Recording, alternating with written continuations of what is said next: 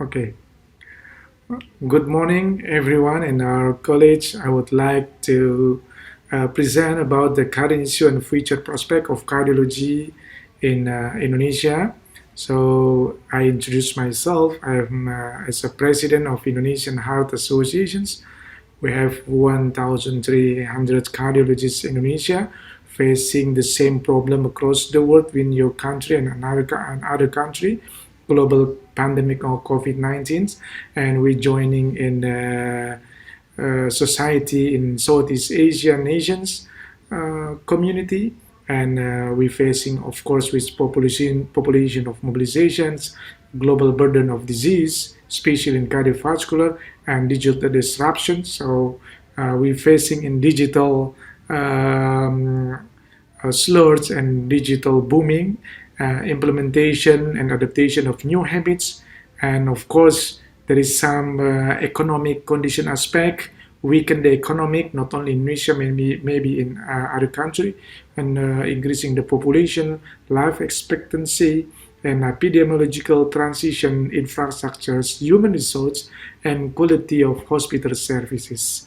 During COVID-19 pandemic, we increased the number of patients during pandemic and during the second wave or the first wave, second wave, and the third wave in Delta variants, 20 or 40%, and of course, decrease the income 20 to 30%, increase the workload for the health sector 30 and 40%, and the investment reduce the investment. And the cost burden of cardiovascular, especially in catastrophic disease. Cardiovascular in Indonesia mentioned as the catastrophic disease from health sectors because in our country all the cardiovascular diseases services covered by universal health coverage covered by government, so increasing the cost from 42 in 2014 increase in 2018 until 94 trillion rupees, and now in 2019 before pandemic increased 126 trillion rupees.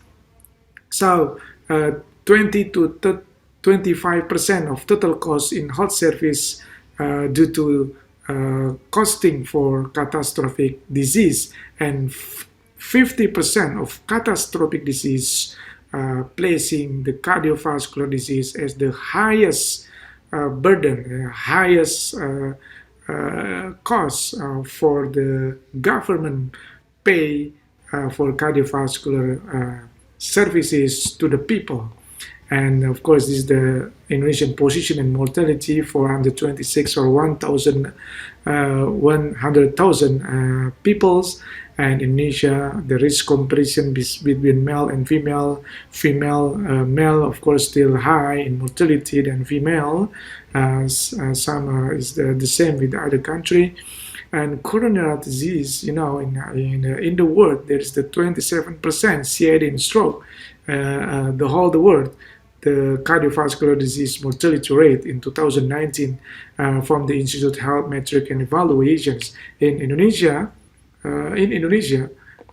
placing 33.8%, CID 14% of mortality for cardiovascular, and stroke is 19%. Data from cardiovascular disease in Indonesia, 15 from 1,000 people. There is the cardiovascular impact or cardiovascular disease, suffer of cardiovascular disease. So almost 4.2 million people suffering cardiovascular disease in Indonesia. And 14.4%, as I mentioned before, cause of death in Indonesia are coronary heart disease, lifestyle, smoking, diet, not a healthy diet, the main contributors for coronary heart disease. Reported 40% of patients in coronary heart disease and have the potential to experience sudden cardiac death. So all the problem, all the burden, all the situation facing by us, we from 1,309 cardiologists in Indonesia, with not balance in spreading across the country. So we see here the the distributions of cardiologists across country from 34 provinces in Indonesia. So the densest of the cardiovascular cardiologists in Indonesia populated in Jakarta more than 281. So it is the distributions. The Java Islands, almost 900 cardiologists, then Sumatra only 209 cardiologists. But of course, it is not good for us. The Papua is only 6 cardiologists, the Celebes, the Sulawesi 70, and Kalimantan 40 cardiologists. So it is our challenges facing the cardiovascular disease in Indonesia, because the maldistribution of cardiologists across country. And of course, we have Indonesian Heart Association have the subspecialty. We have 13 the working group, but only 8 subspecialty knowing or introduced to our people. So there is the interventional cardiologist, there is the association, International Association, ISIC, Interventional Society of Interventional Cardiologists. We have 327 cardiologists, subspecialty interventions, and we have also from cardiologists, we have subspecialty in critical care cardiologists. There's 69 cardiologists. It's collecting, they meeting societies in, as I say, Indonesian Society of Acute Cardiovascular Care. And we have 38 electrophysiologists. So the societies INA, HRS, Indonesian Society of Heart Rhythm Society, echocardiography with INA echo, there is 63. We have electrophysiologists on the 38.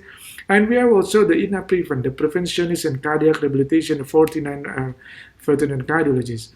Cardiac imaging, so few, not many. The societies in imaging, Society of Cardiovascular Imaging, and there's 26 for angiologists and vascular medicine. They're performing TIVA, EVA, PTA, 26 only for cardiologists. And we also have pediatric cardiologists, 23. Cardiologists, subspecialty in pediatric cardiology and congenital heart disease. So all the cardiologists subspecialty under the umbrella of Indonesian Heart Associations. It is the distribution of the health costs for cardiovascular disease in Indonesia. So the Java Island, the most populated island in Indonesia, is the spend many for cardiovascular costs across country in Java Island than the other island. So it is the maldistribution. Indonesia, we spreading, we initiative, there is the ISTEMI program, Indonesian STEMI, for treating patient with STEMI, performing the PCI, performing the primary PCI, fibrinolytics. So we initiative the program from the Jakarta, West Jakarta to across the Java Island and Sumatra. So it is our data that the reperfusion strategy was very important for our people to reduce the mortality from the 13 to 14% of mortality to reduce to 6 and 7. So for 50% reduction of in hospital mortality with our reperfusion, the primary PCI. So the data was very important for us for advocation to our government to supporting the facility of cardiovascular performing the primary PCI in the province. And it is the difference between the fibrinolysis and the primary PCI. Primary PCI reduce almost 50% the mortality than the fibrinolysis. So that's why we're expanding the ISTEMI program in Indonesia to reduce the mortality of STEMI patient with the primary PCI program. And during cardiovascular disease and COVID-19 in 2020 and 2021 until now, we the data in pandemic situation in Indonesia show that 60.3% of patients treated in COVID-19 in isolation room in the hospital have cardiovascular disease comorbidity. So the comorbid of COVID-19 patient, 60.3% was cardiovascular. And there is the increasing in the beginning of the pandemic from heart attack in patient with acute myocardial infarction. The mortality in the previous, in before pandemic, only 8%, but during pandemic in the beginning increased abruptly 20 to 23%. But now 2 and 3 months from now, the mortality was reduced. So we also have the acceleration program for cardiovascular networking, and we improve the facility in Indonesia from Aceh to Papua, from Sumatra Island, Java Island, Kalimantan, Sulawesi to Papua, to empowering the facility for intervention cardiologist services and cardiothoracic surgeons. So open heart or CABG should be performed in all the big cities in across country in Indonesia.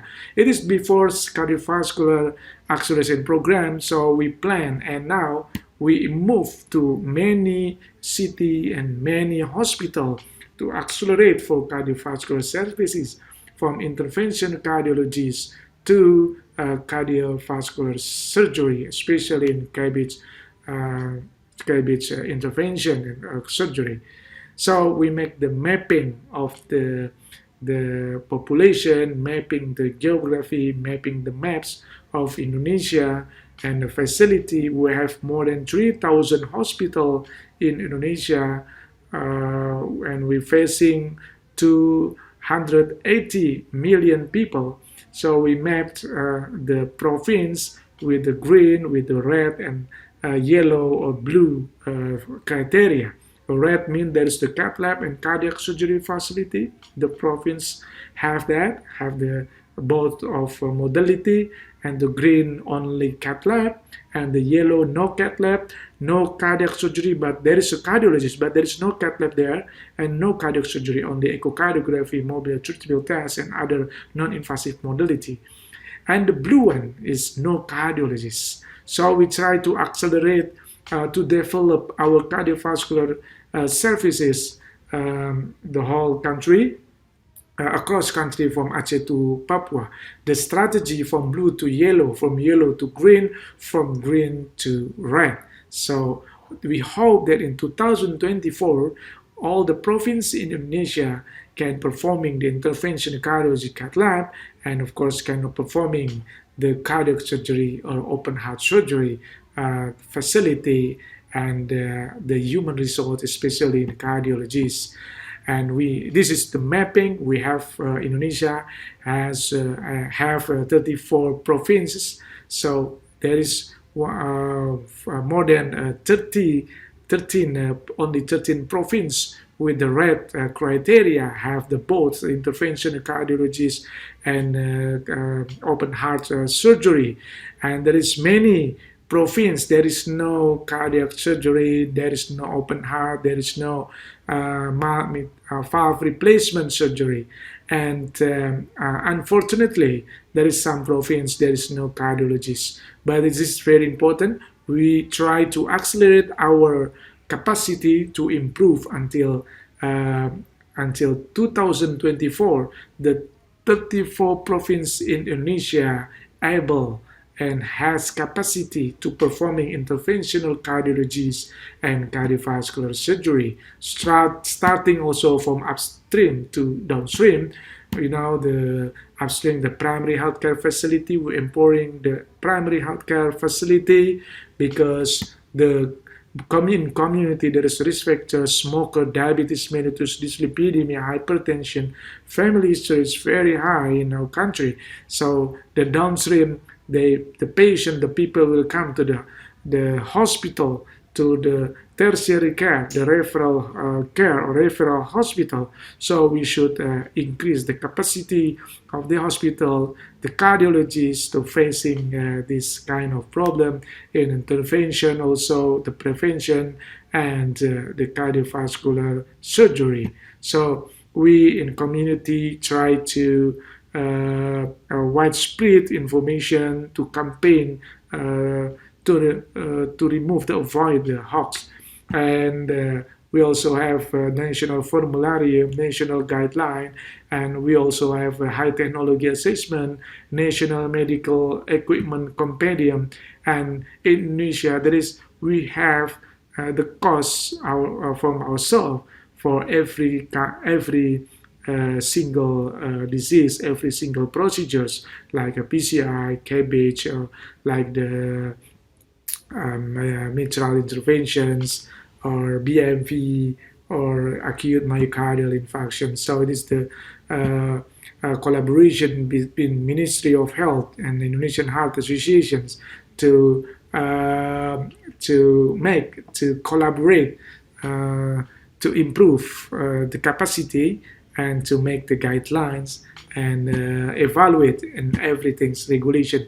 And BPJS, one of the organization or government organization, there's responsible for cost, responsible for payment of universal health coverage in Indonesia.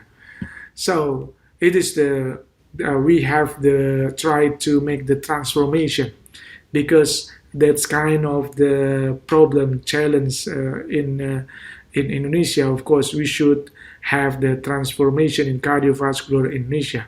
So of course, Indonesian Heart Association commitment is very important. We try to support in every single initiative or strategy to reduce the cardiovascular burden in our country. Organization and government should be synergy to facing this cardiovascular problem. Digital health and big data management, we try to increase our capacity in digital health and big data management. And cardiovascular mapping, acceleration, and cardiovascular empowerment that I mentioned before is very important, and map a roadmap from 2020 to 2021. And we have our target in 2024. All the province in Indonesia can give the cardiovascular services fully in interventional cardiologists and cardiovascular surgery. And we not forget, of course, the community prevention program, stop smoking program, public space for physical activity, access to health food, air pollution, and prevention of infection and vaccination. Indonesia in COVID-19 vaccination is very fast in growing, very rapid growing for vaccination. Almost more than 75 our people 80% of our people has been vaccinated. And empowering in primary care, empowering in referral cardiovascular care to accelerate our capacity to facing the cardiovascular problem. And cost effectiveness strategy to every single procedure, every single disease, we have the cost for the kind of disease. So we can estimate the health expenditure, health cost spend for our country to facing the cardiovascular problem. And we try to our resiliency, our capacity, because the border of our country closed due to the COVID-19 pandemic. So we should stand in ourselves. We should independence in technology, independence in capacity, independence in our human resource in cardiologists, and we try to avoid any hoax that not evidence-based issue. And of course, we are very happy there is international collaboration from Indonesian Heart Association to ASEAN Pacific Society of Cardiology, European Society of Cardiology, American College of Cardiology. So I hope that it will be strengthened in the next future.